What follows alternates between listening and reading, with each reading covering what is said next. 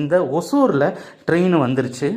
எந்த ட்ரெயின் அப்படின்னா, ஒசூரில் நம்ம காத்திருந்தது இந்த ட்ரெயினுக்காகத்தான்.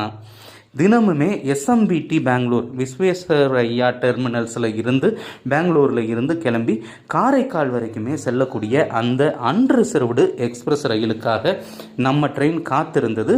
இன்னும் கொஞ்ச நேரத்தில் நம்ம இங்கேருந்து கிளம்பிட போகிறோம். நம்ம ட்ரெயின் சிக்னல் கிளியர் ஆயிருச்சு. இதுக்கடுத்து எந்த ஒரு கிராசிங்குமே கிடையாது. ஆனாலும் அந்த 11:15க்கு தான் போகும். ஏன்னா இப்போயே கிட்டத்தட்ட 1 மணி நேரத்துக்கு மேலே லேட்டு.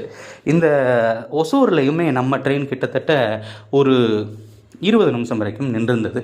இந்த 40 நிமிஷம் காத்திருப்புக்கு தான் இந்த 6 மணி நேரம் டைம் அப்படிங்கிறத கொடுத்துருக்காங்கன்னு நினைக்கிறேன். தினமுமே இந்த ட்ரெயின்கள் சந்தித்து கொள்ளக்கூடிய இடம் ஒன்று இதுவாக இருக்கும், இல்லைன்னா ராயக்கோட்டை ரயில் நிலையமாக இருக்கும். இப்போது நம்ம அந்த விவசாயத்தை பற்றி பேசி அதை முடிக்காமல் போயிடக்கூடாது இல்லையா? அது கிட்டத்தட்ட ஒரு 20 மூட்டை நெல்